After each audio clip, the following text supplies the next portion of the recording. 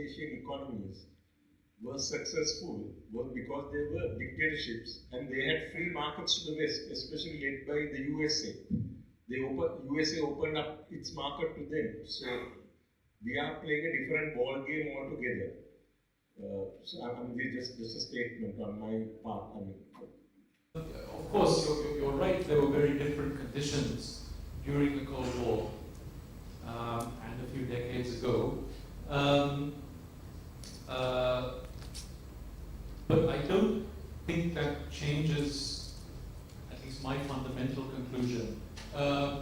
It's true, most of the so-called East Asian miracle economies were dictatorships in the catch-up phases of their growth. Some of them made the transition to liberal democracy, South Korea and Taiwan in particular. Japan, of course, with its MacArthur Constitution, was, at least in outline, a liberal democracy from the early 1950s. The evidence across the world is not conclusive.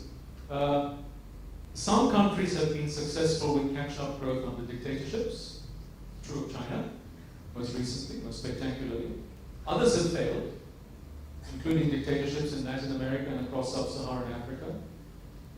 Some democracies have failed, but other democracies have succeeded. You could argue that India, since the 91 reforms, has succeeded somewhat under a very messy democracy. So I wouldn't draw any really strong conclusions from the type of political system and economic success. I would draw one strong conclusion, though. There is no historical evidence to show that a more sophisticated type of growth, once you're a middle-income country, happens under a dictatorship. There's a strong correlation, at least, between that more advanced type of growth, which is productivity-led, and liberal democracy. How does that translate to Sri Lanka? Well, we have tried elected dictatorships before, and not just under Mr. Rajapaksa. And they have not delivered the goods economically. So democracy, warts and all, is what we're left with. There's a quote from Winston Churchill that it's bad, but it's the least bad alternative. I'm paraphrasing. I think we have to make sure that it's a democracy with as many checks and balances as possible, and with as big a dose of liberalism as possible. Liberalism in terms of individual rights and freedoms, rather than a democracy that's a kind of elective or plebiscitary dictatorship. And that's the political wherewithal we have to work with to bring about a more successful economy. So in that sense, I think the translation from that East Asian combination of yesteryear, dictatorship plus catch-up growth, doesn't really translate well to Sri Lanka. Take into cognizance the fact that there's very little political capital right now, considering we are 2 years down the road, nothing much has been done, there's little political capital. If you were to prioritize 3 big economic reforms that potentially are worthwhile expending this capital, political capital on, what would they be? There would be tax reform, going beyond the IMF package. Second, doing business reforms, starting with the approvals procedures. And third, making a start on trade reforms. Getting rid of a lot of the para tariffs, simplifying the average import tariff. What I advocated is that it, over time, comes down to an East Asian average of 5% across the board on industrial goods. Having a genuine one-stop shop for foreign investors, and remove this equity restriction on foreign shippers and freight forwarders. Now, to me, that's not a hugely ambitious agenda, and it's doable given the will, the leadership, and a core team. In a favorite story I like to tell from Singapore, the Singaporean non-resident High Commissioner to Sri Lanka, Chandra Das, who was a young official back in the 60s, told me, his reason for that he would give above all others for Singapore's success is that at the beginning, there were 5 individuals in the 60s. It wasn't just Lee Kuan Yew. It was Lee Kuan Yew and 4 really good lieutenants with a good division of labor among them. They knew how to delegate. They had a broad vision. They had a practical sense of implementation. Can you name those 5 people here? Okay, there's one about higher education reforms. How do you view Sri Lanka's state higher education system, which cannot accommodate sufficient students? Should moving away from free education be considered? I think we're already doing that. Should we just open it out wholesale? Because right now, the big private sector investors into higher education can't call themselves universities. Yeah, this is not my area of expertise. There might be experts in the room. But I think this is one of those structural areas for reform that are clearly crucial because everyone here knows what a shortage of skilled talent there is in Sri Lanka. Raw talent, plenty, but that skill base is lacking, starting with the education system to the age of 18 and then on to university. And there's a big gap with vocational training in particular. If there is one area that I would single out, it is vocational training. It's training individuals for jobs that are not in the first instance academic. We follow, of course, the old British colonial model of emphasizing academic education, but that excludes the vast majority of Sri Lankans. So there are lessons to be learned from plenty of other places, including Singapore in the last 20 years, on how to do vocational training, institutes of education, technical institutes better. But of course it starts with primary and secondary education, and then university education. There are many facets to it. Let me start with the basics. Yes, I think it's a good idea to have an extension of the existing free trade agreement with India, now bringing in services. It was delayed far too long by the Rajapaksa government. The political will is now there on both sides. Mr. Modi over there, Prime Minister in particular over here. So in principle, yes, I'm all in favor of it. We need much better economic links across the ports trades. That's obvious given the geography. We need particularly good links with South India. We need to hook into South Indian value chains as part of going global. It's difficult to see how we can really go global without doing some of it, at least, through those South Indian business chains and linking up with South Indian business houses. We need much better bilateral links with the 4 states of South India, in addition to the ICTA negotiations. That's what I would say in principle, but now come the caveats. The Indians tend to do very partial free trade agreements. They don't make that much difference because they have significant levels of protection themselves. And the big Sri Lankan gripe, or Sri Lankan exporters, is all these non-tariff barriers in India that are not adequately dealt with by the existing FTA. And then there are defensive concerns on the Sri Lanka side. So whatever level of ambition there was at the beginning of these negotiations has been watered down to the effect that whenever this negotiation is completed, most likely it's not going to amount to that much.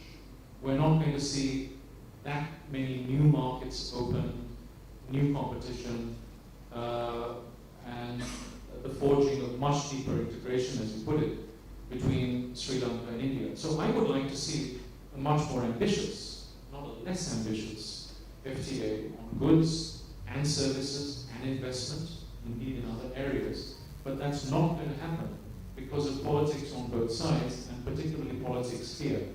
This is symptomatic of how this government has got some things wrong. The negotiations weren't prepared here. And certainly the communication with the Sri Lankan public was not done, which of course left the space open to scaremongering and all sorts of stories that are basically lies. And the government's inevitable response to that has been on the back foot to say, no, we're actually only going to allow this much, and this much, not that much and that much. The reality is we need Indian professionals in Sri Lanka. We need professionals and foreign talent from all over the world partly to overcome the mediocrity of those who command or commanding heights in business in Sri Lanka. We need more competition. And better practice among the first-tier Indian business houses, starting with South Indian business houses like the Murugappas in Chennai, is precisely what Sri Lanka needs. And that should be a platform for the better Sri Lankan companies to go global. I'll give you an example from shipping, which I talked about before.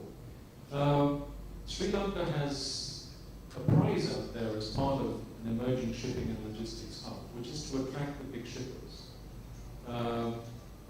Not just for container port operations, but for shipping agencies. But there's an equity restriction. There's an equity restriction because there are, I think, about 10 to 15 players who have a comfortable little cartel, which they've had since Lalita. And for doing absolutely nothing, they have a revenue pool of about $25 to $30 million. Of course, they don't want it upset. Starting with Hades and Nathan Spence. And what they're foreclosing is huge new investment coming into Sri Lanka. Thousands of jobs being created, many new entrants, and companies like Echelon Lanka, which go global instead of just remaining local. And I wish more Sri Lankan business people, and not the usual suspects, Sindhis, Mavans, Parsis, and Boras, could think that imaginatively and that entrepreneurially. I wish in particular there were more secular Buddhist businessmen who think in these ways, but that's unfortunately not the case. So that's a long way of answering your question about India. We need much better economic as well as political relations with India, particularly with South India, and having a free trade, a second installment of the free trade agreement would be a good thing, but the one we might end up with is not going to make much difference. The government's trade policy is three negotiations for so-called free trade agreements. It's with India, with China, and with Singapore. None of them are going to make a serious difference to the Sri Lankan economy and the way it operates. It requires a much more fundamental reform back at home. You asked about Singapore. Yes, part of Singapore's spectacular success is the opening up of the island to not just workers who do the sweaty work that locals, once they get to a certain level of income, don't want to do, but also to foreign talent at the top as well as in the middle. And it's foreigners who basically do what innovation takes place in Singapore. Foreigners are 40% of the population. This is the other extreme here in Sri Lanka. It's part of that broader parochial attitude and the defense of vested interest that I talked about earlier. Let's be a little provocative. So, we have the bilateral way of doing this. We also can do this unilaterally, service sector liberalization. Open it out. Challenge the status quo. There's already plenty of Indian workers doing the sort of work that Sri Lankans don't want to do in paddy fields in the east, in the northwestern province, in the heartland of the Sinhala Buddhist heartlands. Is this too radical a thought right now? I don't think so. Might be radical in the Sri Lankan frame, but if you look abroad, you'll see that this has been done all over the world. I mean, I've worked in many countries where governments have gone ahead with what I call the Nike strategy. So you don't wait for trade negotiations. You don't wait for bureaucrats to exchange concessions or for heads of government or heads of state to do a deal at an international summit. You just do it, exclamation mark, because it's good for you. I've seen that done in plenty of countries in East Asia. Singapore is a spectacular example of it. So is Dubai. It's been done in the post-Soviet countries of Eastern and Central Europe. It's been done across Latin America and even in parts of Sub-Saharan Africa. It's been done in Australia and New Zealand, and it's worked. It doesn't exclude doing your negotiations, but those negotiations should be a complement, not a substitute, for these kinds of unilateral self-service reforms. A framework of all sorts of unfoldable and undeliverable rights. And I think therefore that perhaps the discussion of the constitutional political economy from economists of your persuasion, Razeen, perhaps needs further emphasis, particularly, of course, because many of you are a very, very tiny minority. Thank you very much for making that point, Sandra. I think that's, you put it all very nicely, all of the piece. So here we have a new constitution in the works. And it is supposed to be a more liberal constitution, with checks and balances to prevent precisely that relapse scenario and maybe provide the foundation for the takeoff scenario. But of course, different people mean different things by liberalism. I am a classical liberal. I believe in the freedom of expression, the freedom of association, the freedom of thought. That requires constitutional protection. I believe in legal due process. I don't need to tell you that, you're a lawyer. But I think a corollary of that is economic freedom. It's about individual rights in the negative sense, to prevent government or other actors impeding on my or your property rights, your freedom, my freedom to produce and consume. Ideally, that should be in the Constitution. It is in some constitutions. But in reality, this is the sort of thing that we who believe in this sort of thing have to fight out in the political space. That's normal liberal democracy. But then there are others. Left liberals is perhaps how they could be called. In the United States, they would be called progressives. These are, of course, loaded terms. Who say to achieve real liberalism in terms of equality of opportunity, you need to constitutionalize not just the freedom to produce and consume, but the freedom or right to healthcare, to education, to housing, and to all sorts of good things. Now, we all want these things for everyone, not just for the select few, or even just for the majority. But constitutionalizing them, having it as an obligation for government to perform, and for the judiciary to enforce, is of course an open sesame for all kinds of illiberal interventions that would gum up the economy. So let's just think about the practicalities of this. The right to healthcare, the right to education. Well, what kind of healthcare? What kind of education? Are we talking about a free lunch of healthcare from the cradle to the grave? That's totally unpriced. Well, then the judiciary could say, well, the government has to supply this. Doesn't matter what your tax base is, or what your existing expenditures are, or what you owe the Chinese and the World Bank and others.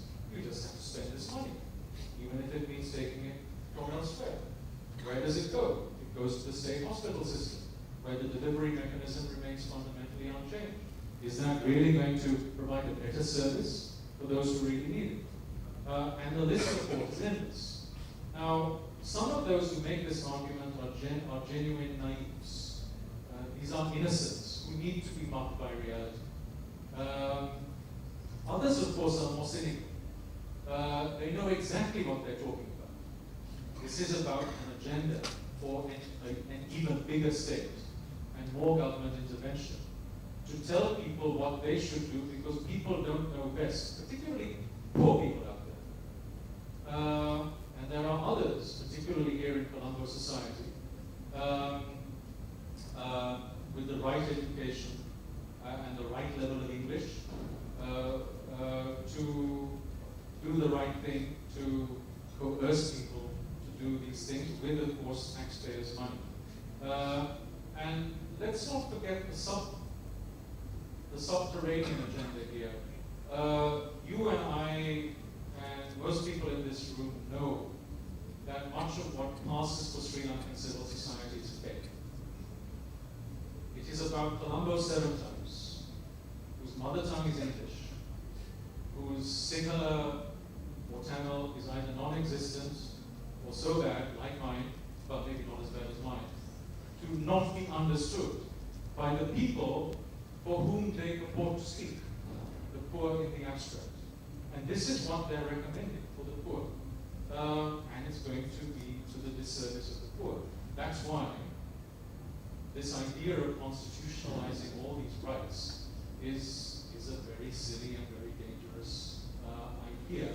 And it should be left for the limousine liberals in their salons on Barnes Place and Warren Place and so on, and not inflicted on the Sri Lankan people. But let's see if that's what actually comes out of the wash. You're involved in the wash, and I wish you Godspeed in some or other getting the laundry cycle right. There's somebody else out there. Yes, go ahead. Can Sri Lanka follow models similar to Hong Kong, where it is next to China, whereas we are next to India, and leverage on a model of even tourism, something similar to casinos, from a revenue point of view? Second is being part of this balancing out strategy. How do you think Sri Lanka fits in overall the string of pearls, whereas China is looking at the Hamad report on serious note? On your first point, I would certainly regard India as an opportunity analogous to the opportunities that East Asian countries had, coming from the United States, from China more recently. This opportunity wasn't there 2 decades ago, but it's there now.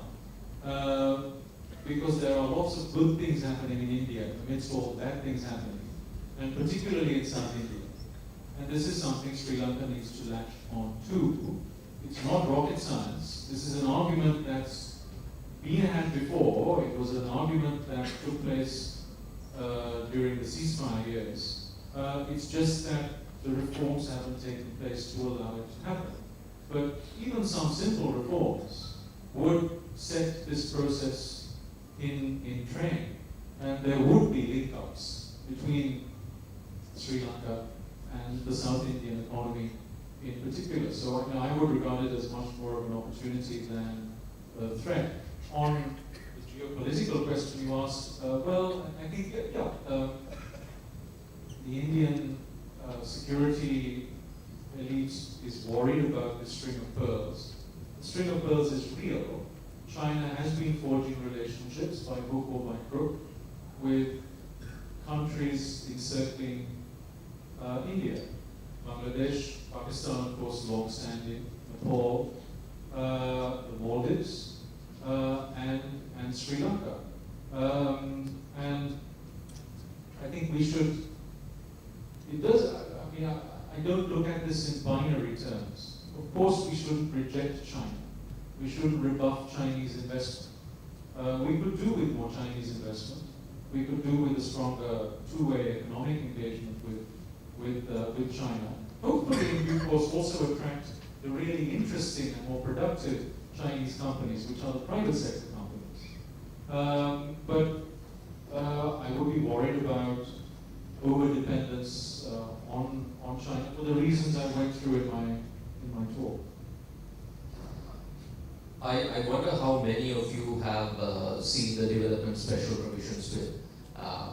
It's in structure in some ways similar to the Vinaguma bill that was presented by the previous government. It talks about, it's a bill that proposes, that could become law, that essentially talks about a law that supersedes every other law for a period of 3 years. Is this a track that Sri Lanka can take, should take, can afford to take? And the rationale, the political rationale for this approach is a stated intention to attract FDI and to make the process fast, smooth and fast for FDI in Sri Lanka. This is I can't think of an easy answer here.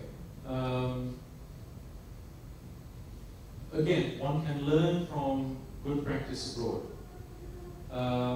It is true that in many of the East Asian countries as well as elsewhere, the normal run of politics has been short-circuited by these fast-track provisions. So you have a central agency, it reports directly to the head of government or the Minister of Finance,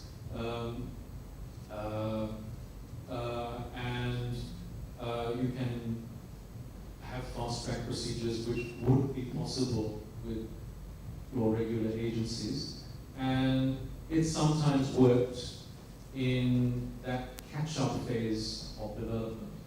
So translating or transposing to Sri Lanka, yes, I sympathize with the Prime Minister's thinking on this. The civil service has been degraded for so long. Most of government is dysfunctional. You need a one-stop shop of sorts to kickstart or jumpstart things, especially big-ticket foreign investment. And that's the rationale behind this development agency, which has yet to be legalized. That's one purpose of this bill. And as a short-term measure, there is a sunset clause on this agency. It makes sense in outline. But I think here one has to be careful. Back to the successful examples. They've succeeded because these agencies have been insulated from normal politics. Right. Good people have been hired to head and to run these agencies. They've been paid well. The incentives have been structured for them not to be corrupt and not to always say yes to phone calls from politicians who want special deals for this or that crony. Now, if an agency like this were to work along those lines, then yes, it makes sense. But if an agency like this were to be just another Sri Lankan agency, that would provide a fast track for cronies and override all kinds of due process in the process, then obviously it's a bad idea. This gets back to that fundamental point about institutions I made earlier. A question about the Temasek model. It's been successful in Singapore. Can it work here without restructuring the prevailing business and political setup?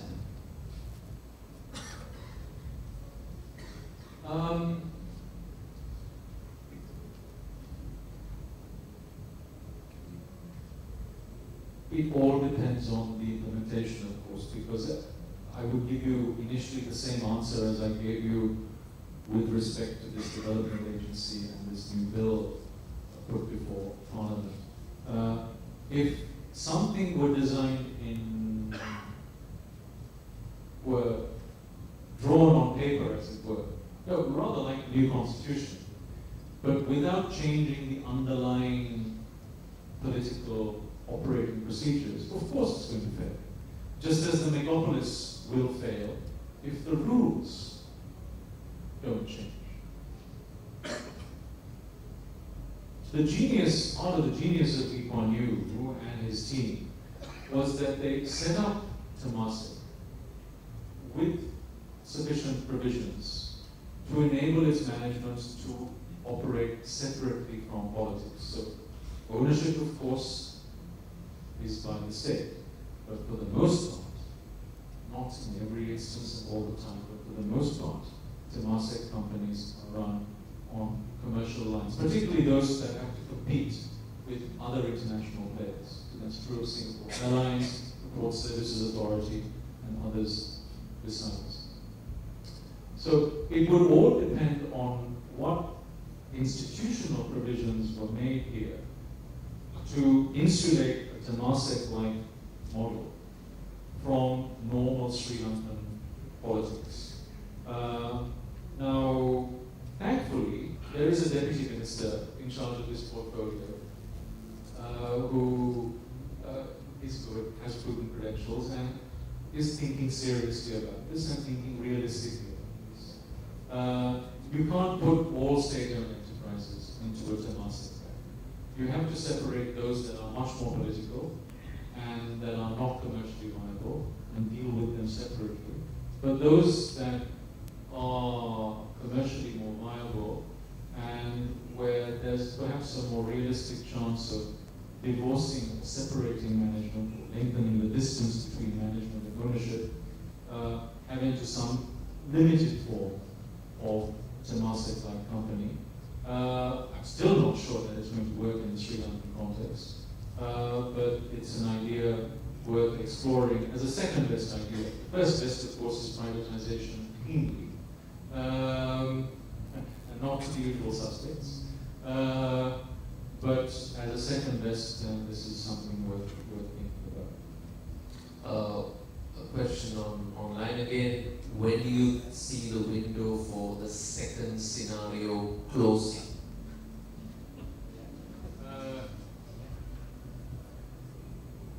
Well, I think time is running out. The closer we get to the really serious elections, of course, the narrower the window becomes. So it's narrowing all the time. The pity of it is that short-term political expediency within this national unity government has taken priority over everything else, as if the election were around the corner. So there's, 2-3 years to run. Certainly don't think that window is 3 years long, or even 2 years long. Maybe a year at best. Okay, any final questions from the floor? Okay, there's a couple there. Let's take that one and then.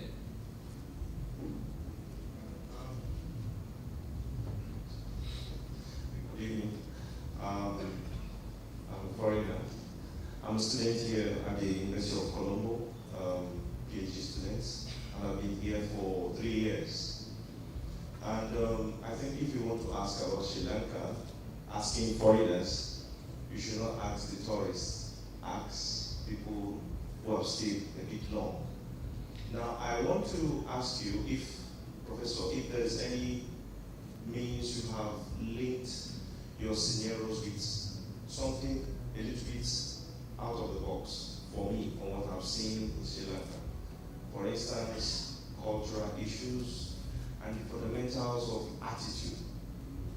Because from what I've seen, it's like, I don't know whether it's coming from the socialist dimension, there is a kind of resistance to that competition you're talking about. There's a kind of fear.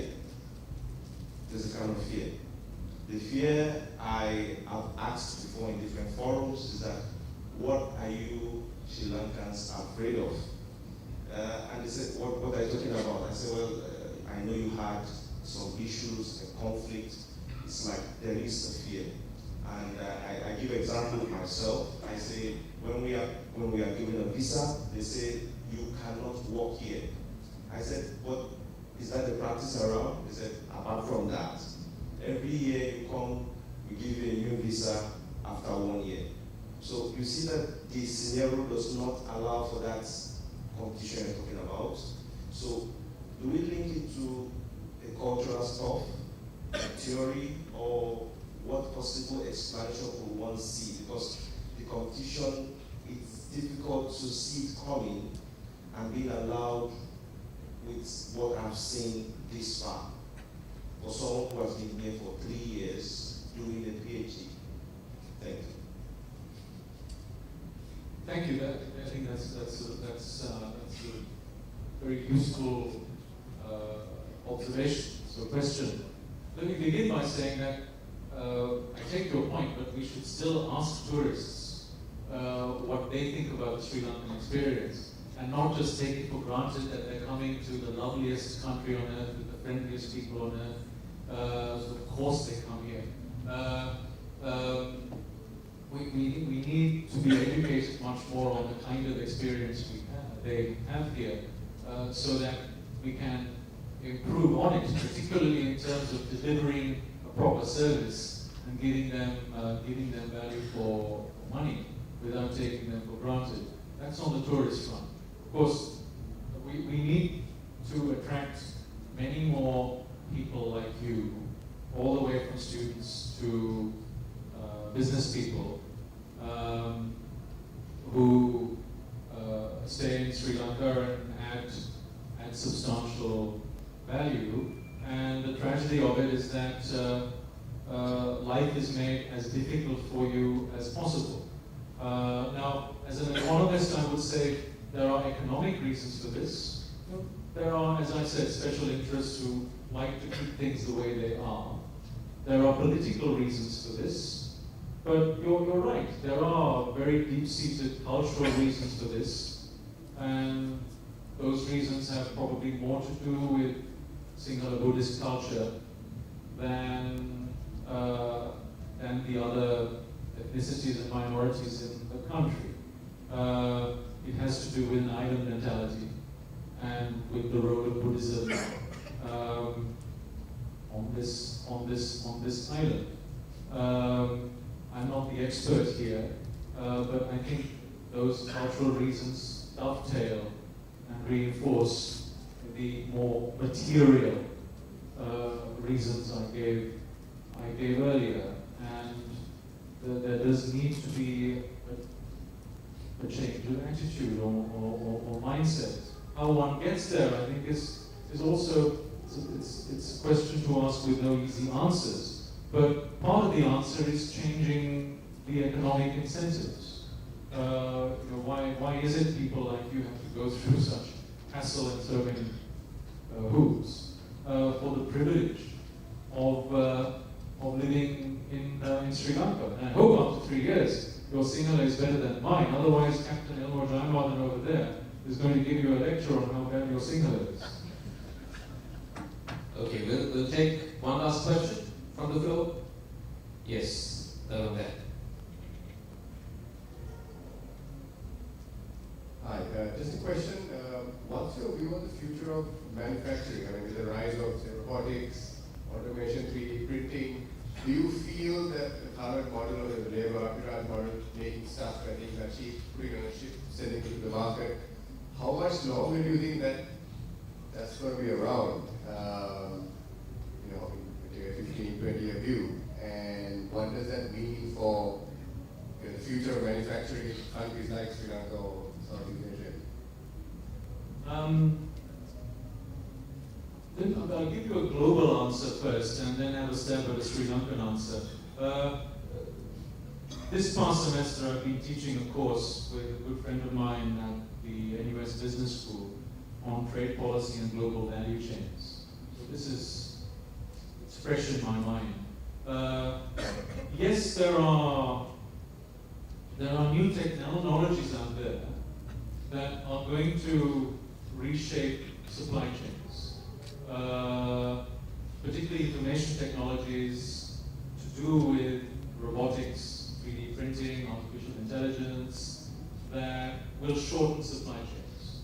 So you'll have fewer production locations around the world. You'll have more tasks done by fewer individuals and robots. It'll cut out a lot of labor-intensive manufacturing. So you'll have fewer production sites, fewer locations, closer to market, as it were. What the specialists call next-shoring or near-shoring. That will happen to some extent. But My view is that this is exaggerated. We are probably not going to see the wholesale destruction of jobs and of labor-intensive jobs in particular as manufacturing reshores to the United States and to China. Because there are countervailing trends, not least in technology. There are new communication technologies out there being innovated that will actually allow further decentralization of tasks. So you can splinter up production further because you can organize the logistics and the communications of it better with new technology, which means more production locations for some manufacturing and above all for services around the world. And if markets are liberalized further, that's a big if, you will see that process spreading. So, for example, to be more concrete about it, if India finally liberalizes its labor markets, you will see a wholesale shift of labor-intensive production from South Asia to India and other parts of South Asia. Because they have the labor cost advantage, which the coastal provinces of China no longer have. Some of that production is already moving out to Bangladesh, Vietnam, some of it to Indonesia, some of it to the interior provinces of China. In 10, 15, 20, 30 years' time, some of this should move to sub-Saharan Africa because there will be more people. These countries will be more people. So in that sense, I think technology can actually create new jobs, including manufacturing jobs, in many more locations around the world. But I think, again, the biggest price to be had is in services, because there will be new opportunities in many more services, not just financial services, but all sorts of backbone services, telecoms, education, healthcare, tourism, and so on. That would be job intensive, including job intensive for those who have no skills or few skills. What does this mean for Sri Lanka? Sri Lanka has probably missed the boat, certainly for mass manufacturing. There may be a few more niches out there, which Sri Lanka isn't in at the moment. I think that depends on linking up with some South Indian supply chains, particularly those around Chennai. Maybe cars and car parts or an extension of that supply chain. But I suspect that the opportunities here and the gains therefrom are going to be limited. The much bigger prize for Sri Lanka is to have a diversification of services, all sorts of services, and hooking up to global service supply chains, including those around Chennai and Hyderabad and Bangalore. And it would probably start with a kind of shipping and logistics hub in Colombo around the port as the South Asian hub halfway between Singapore and Dubai, which would be back to history because we were a sort of Clapham Junction for international services in the Indian Ocean at least, going back several centuries. And there could be all kinds of plug-ins to that, financial services, legal services, and other stuff besides. So I think it would be primarily a services story, not a manufacturing story. And who knows, I saw one of the American brothers here, I think a moment ago. In 10 or 20 years' time, MAS might not no longer be a manufacturing company. It might be predominantly a services company.